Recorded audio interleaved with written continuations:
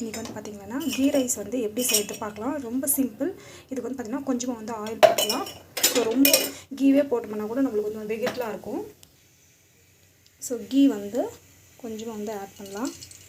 Key வந்து கொஞ்சமாக add பண்ணுறேன். நெய்ச்சோறு இங்கே வந்து பார்த்திங்கன்னா பிரியாணி ஸ்பைசஸ் எல்லாமே வந்து ஆட் பண்ணிடலாம். ஸோ கொஞ்சமாக வந்து சீரகமும் ஆட் பண்ணுறேன். நட்ஸ் வந்து ஆட் பண்ணிக்கலாம். நல்லா வதக்கிக்கலாம். ஜிஞ்சர் கார்லிக் பேஸ்ட்டு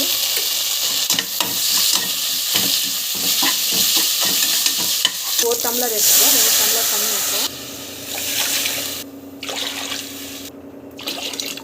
ஸோ இது வந்து பார்த்திங்கன்னா நல்லா வந்து கொதிக்கணும். கொச்சி பிறகு நம்ம வந்து பார்த்திங்கன்னா உப்பு வந்து ஆட் பண்ணிக்கலாம். நல்லா வந்து கொதிக்கட்டும். கொச்சி பிறகு நம்ம வந்து பார்த்திங்கன்னா வாஷ் பண்ண ரைஸ் வந்து நம்ம வந்து அதில் ஆட் பண்ணிவிட்டு ஒரு 3 நிமிஷம் பார்த்திங்கன்னா கீ ரைஸ் வந்து நல்லா வந்து ஸ்டீம் ஆகிடுச்சு. பாருங்கள், சூப்பராக வந்து ரெடி ஆகிட்டு இருக்குது.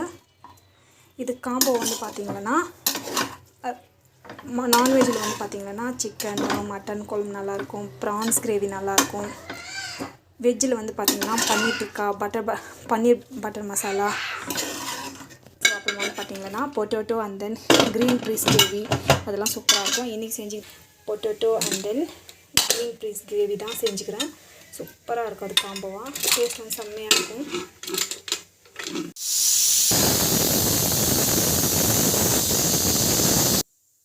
கொச்சி இருக்குது. ஸோ நம்ம வந்து பார்த்திங்கன்னா இந்த ரைஸ் எடுத்து நம்ம வந்து ஆட் பண்ணலாம்.